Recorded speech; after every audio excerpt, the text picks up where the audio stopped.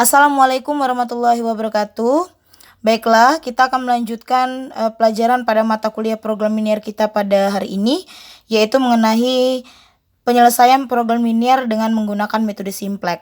Nah, sebelumnya, pada pembelajaran sebelumnya, kalian sudah mempelajari istilah-istilah apa saja atau hal-hal apa saja yang mendasar sebelum kita menyelesaikan persoalan linear ini menggunakan metode simplex.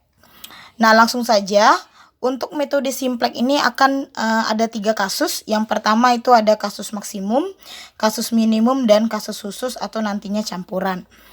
Untuk yang pertama, ini akan dijelaskan tentang kasus maksimum. Oke, ini contoh soalnya. Tentukan solusi optimal dari persoalan program linear berikut. Maksimumkan Z sama dengan X1 ditambah 2X2 dengan kendala 1X1 ditambah 3X2 lebih kecil sama dengan 8. Kemudian X2 ditambah X2 lebih kecil sama dengan 4. X1, X2 lebih besar sama dengan 0. Nah, dari soal ini sudah kita lihat bahwa fungsi atau model matematisnya itu sudah sesuai dengan bentuk standarnya. Kenapa? Ini kan ditanya persoalan maksimum, di mana ketika kasus maksimum ia memiliki kendala atau fungsi kendala dengan pertidaksamaan kurang dari sama dengan. Nah, ini sudah sesuai dengan bentuk standarnya.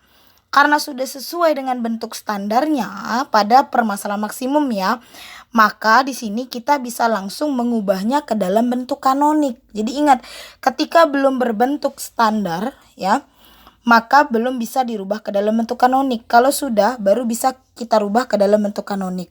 Nah, langkah pertama ketika sudah sesuai dengan bentuk standar, maka kita rubah dia ke dalam bentuk kanonik. Bentuk kanonik itu adalah mengubah tanda pertidaksamaan itu menjadi sama dengan nantinya menambahkan variabel slack pada fungsi-fungsinya.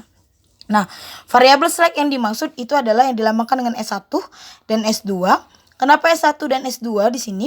Karena dia memiliki dua variabel, yaitu X1 dan X2. Ya, nanti tergantung berapa persamaannya. Kalau dia sampai X3 berarti nanti variabel slacknya itu sampai S3 dan seterusnya. Nah, pertama fungsi tujuannya dulu yang kita rubah ke dalam bentuk kanonik menjadi maksimum Z sama dengan X1 ditambah 2X2 ditambah 0S1 ditambah 0S2. Nah, ini koefisien S1 dan S2 pada fungsi tujuan itu adalah 0. Ya, ini sudah ketentuan jadi 0, 0. Kemudian untuk fungsi kendalanya kita rubah menjadi X1 ditambah 3X2 ditambah variabel slack 1 atau S1 sama dengan 8. Kemudian X1 ditambah X2 ditambah S2 sama dengan 4. Dimana X1 lebih besar sama dengan 0, X2 lebih besar sama dengan 0, S1 lebih besar sama dengan 0, S2 lebih besar sama dengan 0. Nah, ketika sudah mengubah ke dalam bentuk kanoniknya, langkah selanjutnya adalah membuat dalam bentuk matriks. Ya. Nah, ketika dibuat dalam bentuk matriks sehingga ini jadinya ya. Kita jabarkan seperti kita menjabarkan SPL ya ke dalam bentuk matriks menjadi 1310 ini dari persamaan yang ini ya. Kemudian 1101 dari persamaan yang ini. Kemudian ini variabelnya X1, X2, S1, S2. Kemudian ini nilai kanan dari fungsi kendalanya yaitu 8 dan 4. Nah, ketika kita buat dalam bentuk matriks ternyata sudah berbentuk matriks identitas. Ini kan ya 1001. Nah, ketika kita identifikasi dia sudah menjadi matriks identitas, barulah kita bisa memuat bentuk matriks ini ke dalam tabel awal simplex ya. Jadi ketika dia sudah dibentuk matriks dan ternyata identitas, maka kita bisa langsung masukkan ke dalam tabel awal simplex. Nah, bagaimana cara mengisi tabel awal simplex ini? Nah, sekarang di sini ya ada CJ, ini simbol-simbolnya ya. Kemudian CB, FDB, BI, X1, X2, S1, S2. Kemudian S1, S2, 00. Di sini ada ZJ, ZJ min CJ. Nah, ya. Untuk CJ di sini ya, itu adalah koefisien pada fungsi tujuan. Nah, kita lihat ya, kita isi yang di atas sini ya. Yang di atas ini adalah koefisien pada fungsi tujuan. Nah, fungsi tujuan kita apa? Fungsi tujuan kita ya, koefisien yang pertama X1-nya adalah 1. Berarti di sini kita isi 1. Oke. Kemudian koefisien pada X2 kita adalah 2. S1 itu 0. S2-nya adalah 0. Oke. Nah, setelah itu apa itu CB ya? Sebelum ke CB Anda lihat FDB. FDB itu adalah variabel dalam basis. Variabel dalam basis di sini itu adalah yang pertama slack 1 dan slack 2. Variabel slack 1 dan variabel slack 2. Nah, koefisien dari variabel slack 1 itu adalah 0. Kemudian koefisien dari variabel S2 itu adalah 0. Nah, BI di sini itu adalah nilai kanan dari fungsi kendala. Ya, nilai kanan dari fungsi kendala S1 yang di sini itu adalah 8, oke. Kemudian S2-nya itu adalah 4. Oke. Nah, untuk selanjutnya mengisi tabel yang selanjutnya ini sesuai dengan matriks yang kita buat tadi. Kita uraikan saja. Ya, jadi yang barisan ini punya persamaan yang pertama, persamaan yang pertama kan. Jadi X1 koefisiennya 1, X2-nya 3 ya.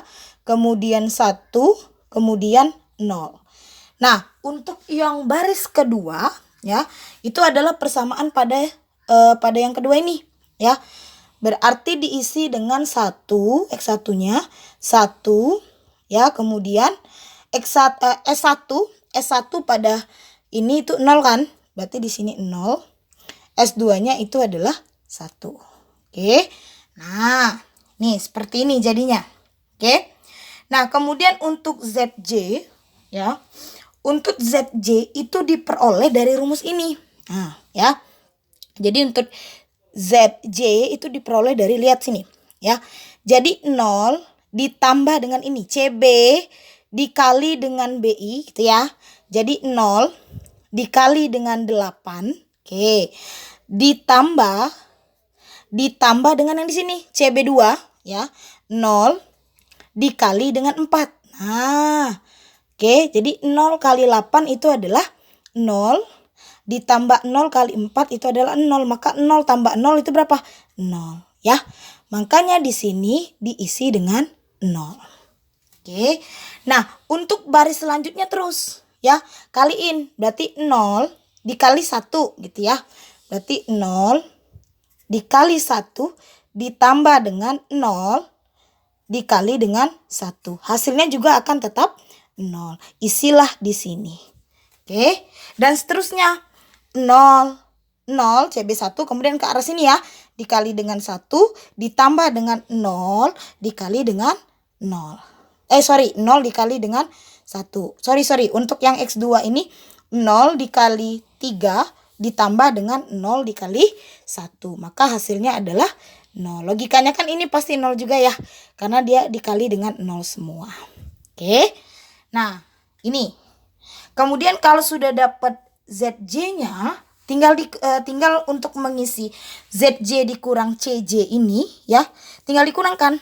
ZJ-nya kan udah ada nih ya. Kurangkan yang CJ-nya yang di atas.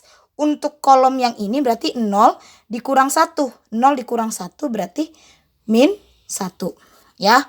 0 dikurang 2 berarti min 2. Kemudian 0 dikurang 0 berarti 0. 0 dikurang 0 berarti 0 ya. Nah, ini ya. Jadi tabel awal simpleknya jadi seperti ini. Oke.